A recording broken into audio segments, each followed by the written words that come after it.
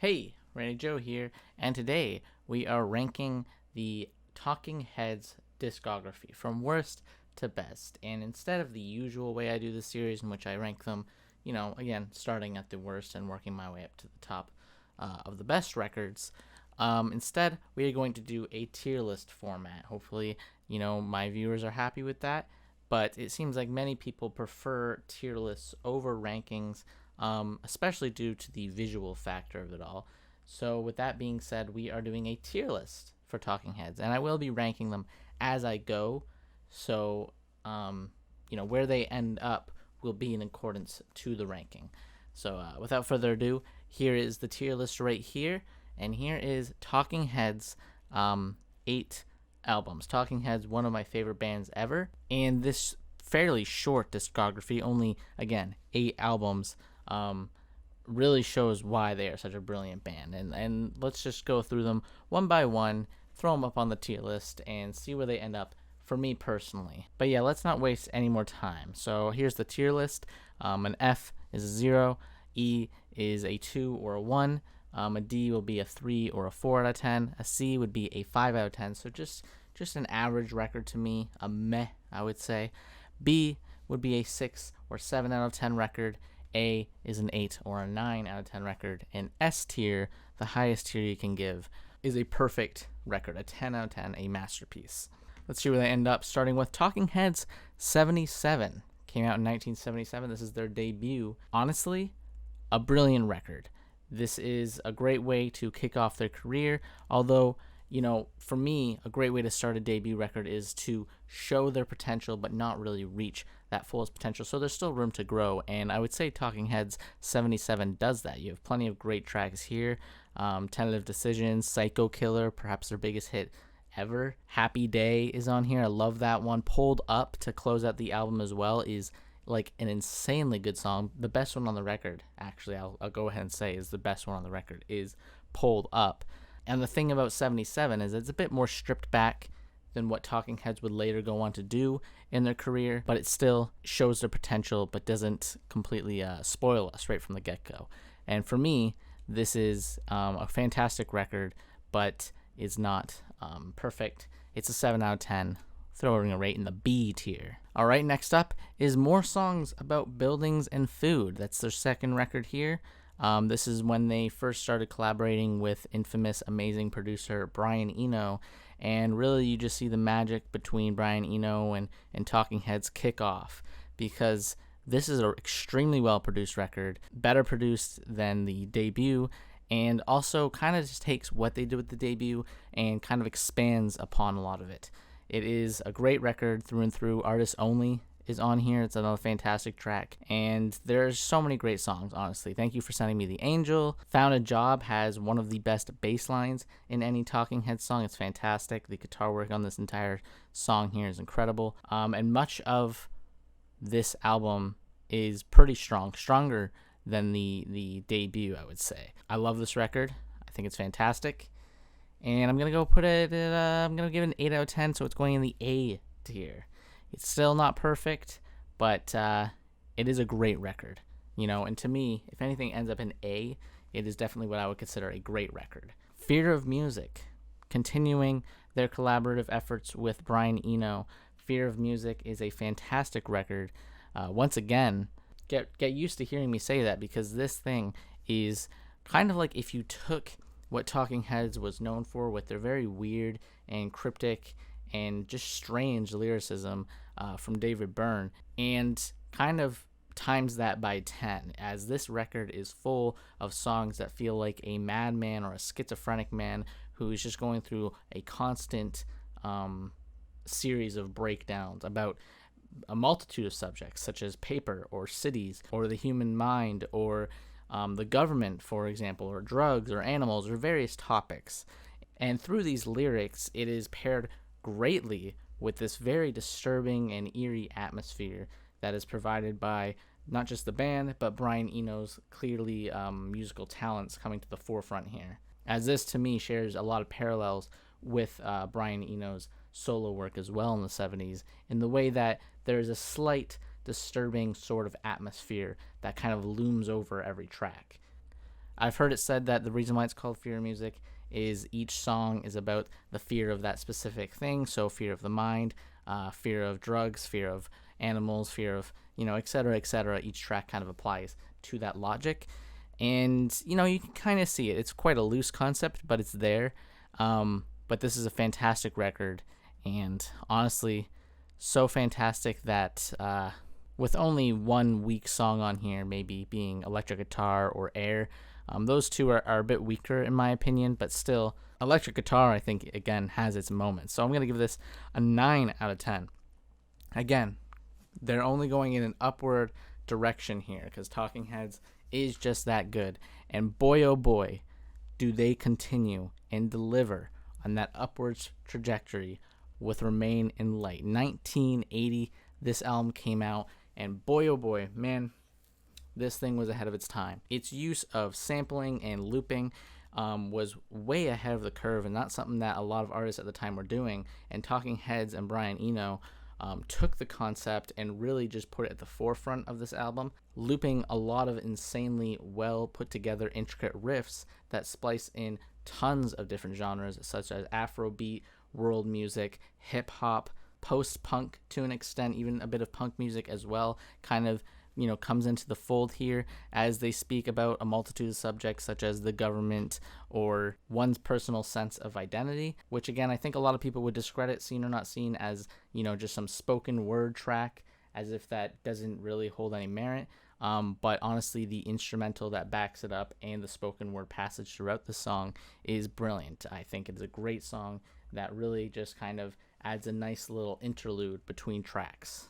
This thing has Once in a Lifetime, a great song about the paranoia and the overwhelming sort of existential crisis that a person will go through at some point in their life, sort of this realization that their life has kind of been on autopilot the entire time. And even the opening, The Heat Goes On, is another one that I would argue might be Talking Heads' best song ever. I love this song so much. I think it is a perfect song. I think this is a perfect album. I don't think there's a bad track here. Even the final track, The Overload, which is a track that they decided to do trying to replicate the sound of Joy Division based purely on what Joy Division is meant to be from what they read from an article. They never heard Joy Division themselves, and they try to put together a song based purely on what they read in the magazines. And I think that creates a very interesting track, as they kind of do pull off a Joy Division track in their own Talking Heads fashion. But again, extremely influential album, super ahead of its time. Its use of sampling and looping was pretty much unheard of at the time, and this has been cited as one of the greatest albums of all time by any artist ever. And for good reason. This thing entirely is perfect. Even the outtakes on this album are pretty fantastic. So obviously, that's going in an S tier. This is a perfect album. I would probably put this in my top 10 albums of all time, period. Put it right there in the background. It's perfect. Anyway, now that we're done just losing our minds over that one, let's go on to their 5th album. How do you follow up Remain in Light, after all? You follow it up with Speaking in Tongues, which, although losing Brian Eno as a producer, definitely carries on a lot of the techniques they learned from him, and it seems like the band sort of took that direction that Remain in Light had, and instead decided to go in a much groovier, upbeat, and overall just more fun sort of direction, which does pay off, as this is a nice pivot from Remain in Light and doesn't kind of continue what they were doing in the same vein, but does sort of carry on what they've learned. This, of course, has the song Burning Down the House, This Must Be the Place, Naive Melody, great love song, by the way. This thing is extremely groovy. You got songs like Girlfriend is Better or Slippery People or Making Flippy Floppy. The second track here is another just incredible banger from Talking Heads, where they continue with this very groovy aesthetic that Burning Down the House had, but in my opinion, push it even further. This thing is just full of incredible grooves from front to back. The weakest songs on here would be something like Swamp or I Get Wild, which these would be most artists' best tracks for sure. But I just think in the entire case of the album, these two songs do falter a little bit. But still, this is a brilliant album. Oh, and there's Moon Rocks on here, which I also just, to be quite honest with you, generally kind of forget about, which isn't a bad thing, I guess. It's just not personally for me. It does carry on, though, a lot of fantastic grooves. But I do think, making Flippy Floppy on here, this must be the place. Burning Down the House, Girlfriend is Better. I mean, that's a 9. That's a 9 if you ask me. And it's better than Fear Music. It is their second best record by far, and definitely their most fun record. If you're looking for something that is accessible, then definitely check out Speaking in Tongues, as it is, again, a very fun album. Definitely, again, their funnest. And then we've got Little Creatures. Now, Little Creatures is where Talking Heads begins to go into their poppy sort of mainstream phase. They kind of throw out a lot of the layered and textured instrumentation that they use on Remain in Light and Speaking in Tongues, and kind of instead take hold of a bit more of a mainstream audience. And that's not necessarily a terrible thing. This is still a pretty good record by most artists' standards. I just think for a Talking Heads record, you do start to lose a lot of the artistry, but there are a couple of decent songs on here. And She Was is a great opener. Television Man is another fantastic track on here. This also has Road to Nowhere, which is easily the best song from their last 3 albums. And I will say it does still at least feel like a Talking Heads album, just done through a pop filter. So that being said, to me, this is a 6 out of 10. It's not terrible. It is a good record, but for Talking Heads, it is a little underwhelming. And it is, clearly showing their step into a less interesting, more mainstream, more pop-friendly trajectory. And then we have True Stories, which I used to actually hate. It used to be my least favorite by a landslide, to be honest. But I've come around to it, and having listened to it more and more, especially recently, getting ready for this video and trying to refresh my memory on their discography, True Stories is the one that has actually, improved a little bit, because I used to really just hate this record. But now I just kind of see it as the record where Talking Heads was at their poppiest, which I will say is not their worst record yet, but is definitely not among their best. This does feel like a Talking Heads cover band, but it is still Talking Heads. It just doesn't feel like they have that same energy or spirit that Remain in Light had, or Speaking in Tongues had, or even Little Creatures to an extent had. It just feels like you took Talking Heads, you ripped out the energy and soul, and you made it very poppy, and that's True Stories. The best thing about this album is the film that came from it, starring John Goodman. David Byrne is even in there as the narrator, and that is a pretty fun movie overall. But this album really is not that special. And I think the most unfortunate thing about it to me is that David Byrne's vocals on much of this thing, to me, just become grating. Like, it's not even that he's a bad singer or anything on this one. I just find he's just not hitting that same same spot in the ear canal like some of his other songs do. So that's going to see. It's getting a 5 out of 10. That is definitely their most, I guess, mainstream and average record. Again, it's just okay. It's just okay. It does have Wild Wildlife on it, which is probably their biggest hit from this album, but I don't even really like that one, other than the scene it's used for in Open Season. Remember that one? And then finally, their 8th album, their last album, is definitely their worst. And if I'm being completely honest with you, this, even as a Talking Heads fan, this album is a slog to get through every time. I have tried listening to this thing so many times, just as much, I would say, as, all their other records, honestly, because I've tried to enjoy it as much as I enjoy their other records. But Naked, their final album, is just incredibly difficult to sit through for more than 10 minutes, in my opinion. I think in my time of being a Talking Heads fan since 2018, I've only been able to listen to Naked about 3 times from front to back. And those 3 times were not ones of enjoyment either, as I do find much of this thing to just be quite bland. The best way I can describe it is it's clearly a return to form of Remain in Light. They're trying to replicate the Afrobeat and world music styles that they carried on that, but instead go into a more South American approach.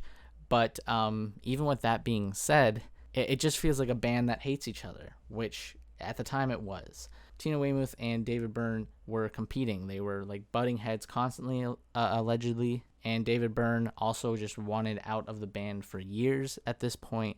And you could really hear it in just the overall tone and energy and atmosphere of this record. It feels so forced. It's like if the Talking Heads remade Remain in Light, but they hated Remain in Light and they hated each other. It is not enjoyable. It is like a 4 or a 3 in my opinion. I do not like it. So it's going to go in a D tier. And that's it. That pretty much does it for the ranking of Talking Heads albums on a tier list. And, you know, the further they up to the left, the higher I rank them. So, again, let's just go over it one more time. Naked in last place. 7th place, True Stories. 6th place is Little Creatures. 5th place is 77, their debut. 4th place, More Songs About Building and Food, their second album. 3rd place, Fear of Music. 2nd place, Speaking in Tongues. And their number 1 best album, and one of the best albums ever created in general, Remain in Light. Just a fantastic record. This is like not only the best Talking Heads record for a Talking Heads fan, but this is like a music nerd's wet dream. This is a fantastic record. I just can't talk enough about it, but I'm sure I will in the future.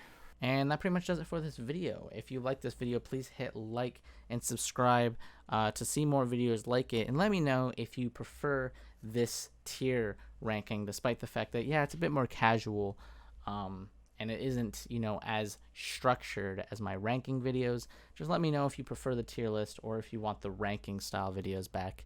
I'll be sure to take your opinion into note.